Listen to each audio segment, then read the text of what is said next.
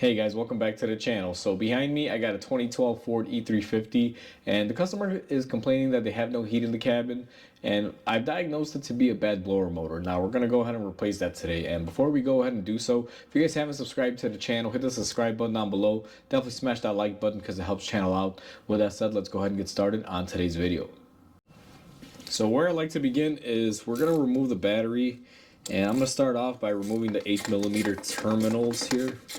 Just a bolt and the terminal should slide off. Let's keep that together there. Always be very careful when disconnecting batteries, especially on the positive side. If you haven't disconnected the negative and you touch something on the body, you will short it out. So let's go ahead and get these off. And these terminals have a little bit of corrosion. We're probably going to have to wind up cleaning them up for this gentleman here. And we're just going to push these to the side. Now these batteries normally have a hold down, and I'm going to see if this one has it. It does not. It looks like it's been missing. Someone never put it back, so you should be able to just lift it out. Now on your particular car, if you still have the hold down, I'm just going to bring you guys in. It should be in this general area right here. It's usually an 8mm, like a little plastic block that will normally be in there. Now that we have the battery out, you guys can clearly see that we have our blower motor right here. And with it removed, you may or may not have to remove the battery tray. I believe for this video, I'm going to go ahead and remove it. Now that we have the battery out, I wanted to show you guys that we have 1, 2, 3, 4 bolts for the battery tray. What we're going to do is go ahead and get those out of there and remove the whole tray.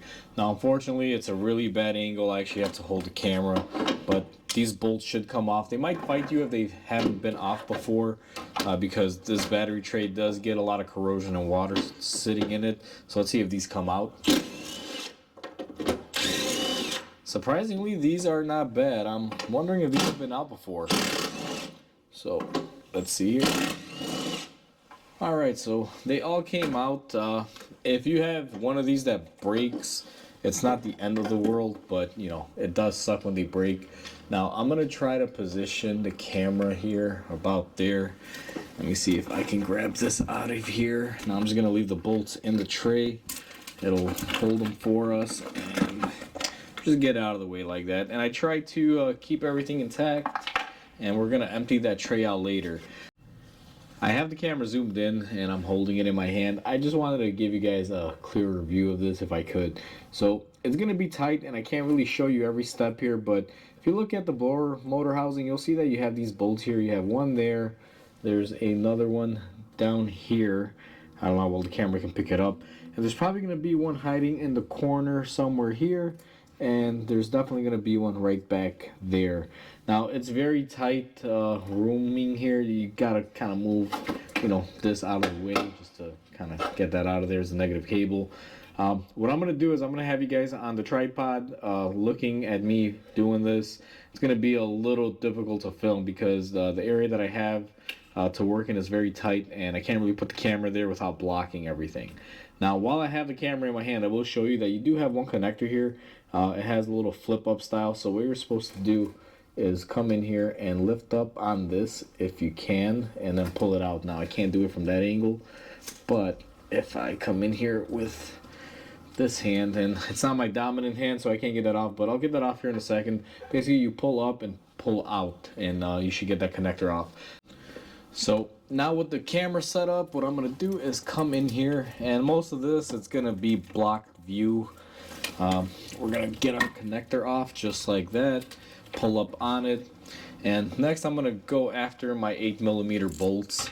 The best way to do this is if you have a 1/4 inch ratchet with an 8mm, that's what these little screws are, and just start working at it. Now I'm not gonna film me removing every single little bolt because I have to get in here with this ratchet to be able to do so, but I'm gonna go ahead and start removing my bolts, and what I'm gonna do is bring you guys back in once I have all 4 of them out, so that way this is not a repetitive video of me just removing these little bolts that hold it on there. So I got the first one out. I'm going to repeat that process 4 more times, and there should be 2 towards the top and 2 towards the bottom. we were able to get all 4 of our screws or bolts, whatever you prefer to call them, out. Now I will say this was probably the best way to get them off. I have this little 1/4-inch palm ratchet. I was able to just get in there and remove all of them with this because they're in pretty tight spaces. But whatever tools you have, make use of them. Just try to be smart about it. So with that all taken off, we are ready to pull our blower motor off. And there's going to be a boot here. It's like a little fresh vent air system for the motor. We're going to pull that boot off, and then we should be able to get our motor out of here. Now, it's going to be a little bit of a squeeze, and you're going to have to position this thing out and around this little AC accumulator here that's in the way. Now, I may have to unbolt it. So I'm trying to remove the motor, and it's been a little bit difficult. It seems that this AC accumulator, it's going to be in the way. Now, it's going to be a little difficult to show you, but if you come in here, there's this little bracket. You're going to find 2 10mm bolts. I've already removed mine. It gives you enough wiggle room, and I'm hoping that's going to be enough to get that blower motor out of there. Because this thing is proving a little bit challenging. I've done this blower motor on the older series vans, and this accumulator was never there. So it's kind of being difficult here. Now it also looks like that line up there is going to be blocking me, and it has a 8mm screw that I'm going to be taking off here from the AC box. Let me see if I can just get in there. And with that all removed, I'm hoping we have enough wiggle room here, which it looks like we will, to just be able to sneak our blower motor off. This is probably the worst part of this job. Overall, it's not horrible once you get past this stage, but you're just basically going to spin it around until we get to the flat cutout part here. And then just kind of wiggle, and just like that, we have our prize. We have our blower motor. Now, it wasn't very clear when I removed this tube of it. This plugs into the airbox. It provides fresh air for the motor. This was the tube that I pulled out of the airbox previously to removing the motor, in case you guys were wondering. Now, our new motor probably doesn't come with this attachment, so you will have to reuse it.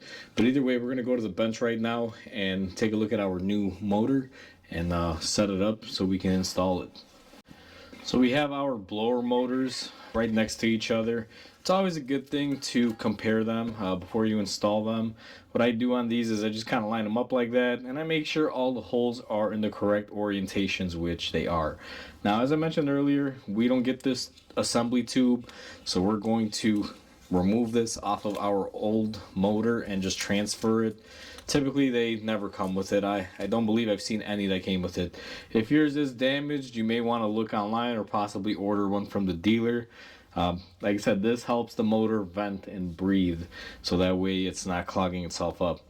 So what we're going to do is just simply reattach it to our new one. I always like using a little bit of silicone spray on it. It'll help slide it in there so much easier. Just like that. And then you have this little rubber band string that you're supposed to wrap around it, and we should be ready to go with that portion. Now I'm going to flip it around, and there is going to be a gasket that we need to install, and it's this one. Now this is a foam gasket, and it has a sticky side. What you always want to do is lay it over before you peel the sticker. And sometimes it sucks because this wheel will not allow it, so you want to be a little careful and just slide it on over in there and just get it past the motor. And once you get it past the motor, what I always like to do is just spin it around until it lines up and you have everything on the up and open, and we are going to be sticking it on here now. You gotta find the exact orientation. Sometimes what I find is that you think it's right, but it may not be. So just keep spinning it. It's kind of a little bit of a game, to be quite honest with you. But overall, we should be able to figure this out here. And I do believe we have it right here. That should be the orientation. And then what I'm gonna do is just start by peeling off from one side of the sticker. I'm not going to peel it all off because we do have to line stuff up here, but looks like right there. And once you start putting it into place, we're just going to go around with it and just getting it set up. So now we have our gasket firmly in place. It's going to be slightly a little bit off. These things are a little bit of I guess you can say annoying to say the least, but either way, we got it on there. I had to cut the video because I don't know if you guys heard in the background, it's garbage day here in the city, and there was a bunch of trucks in the alley that were making a bunch of noise. So you guys pretty much got the gist of it. Just go around, remove that backing, and stick it onto your blower motor. Now that we have it prepped, we have everything transferred, our new gasket on, we're going to go ahead and take this back to the truck and install it. Now we are back on the truck. One thing that I always mention to people, and I always like to do, is I take some shop air and I basically air out the box. Make sure I get any sort of dirt and debris that may be in there.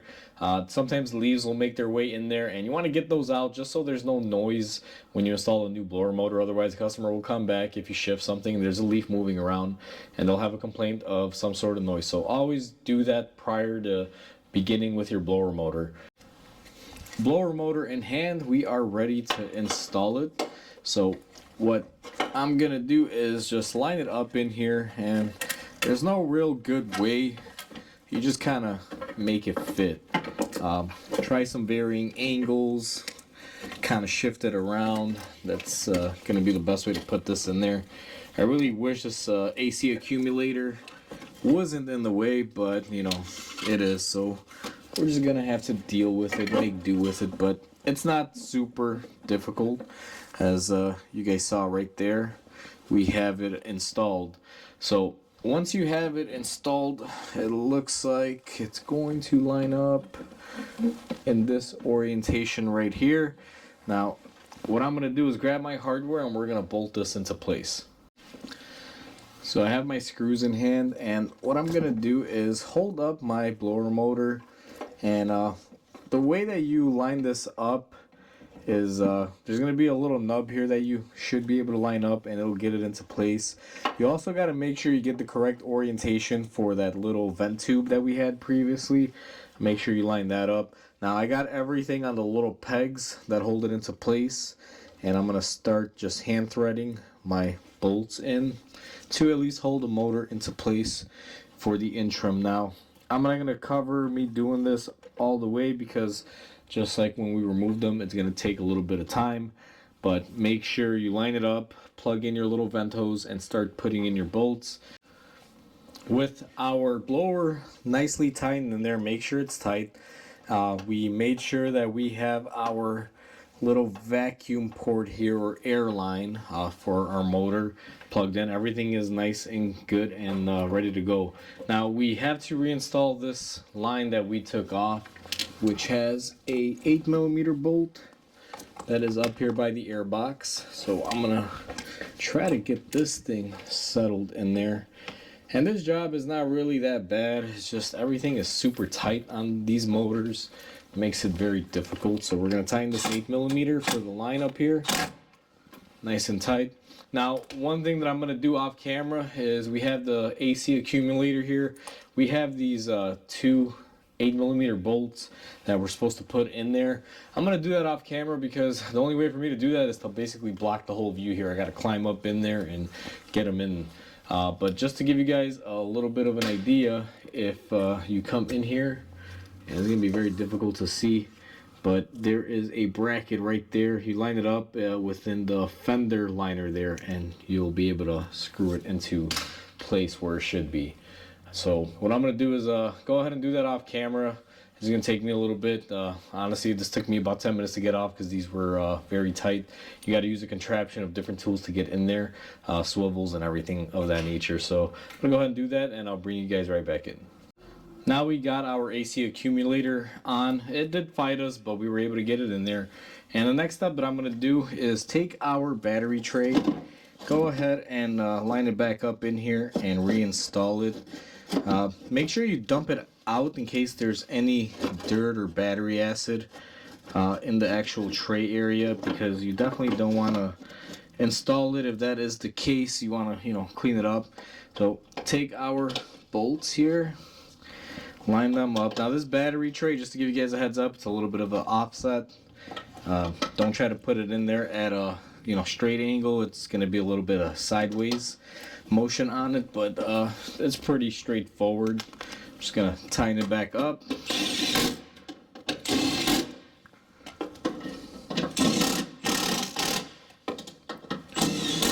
Now, if you happen to break a bolt on it, it's not the end of the world. I was lucky, all 4 of mine were able to go in place, so no complaints there. Now, one thing that I always like to do before I reinstall my connector to the blower motor, just because this is in a wet area, I like to pack it with some dielectric grease here on the connector. These connectors have always had a tendency to burn up, so I like putting some dielectric grease just to protect them. And then what I'm going to do is take the connector and go ahead and plug it in, pull on it, make sure it's nice and tight, and if it's so, then you are all set on that. Now we are pretty much done with our blower motor. What I'm going to do is just snap my battery, or throw my battery back in here. So we are all said and done. That is how you replace a blower motor on a E-Series van. Now, as far as years ago for these vans, they've all gotten facelifts. But if you have this general van body, not the newer style Transit ones, this process goes back all the way down to the 90s. The older ones are actually easier because they don't put the AC lines or anything right all up tucked in there. And those other ones are a little bit simpler to do. So if you have any year of this style van, this video will pretty much cover everything for you. So hopefully you guys enjoyed this video. Please comment, like, and subscribe because it definitely helps the channel grow. Hope you guys have a wonderful day, and I'll catch you on the next video.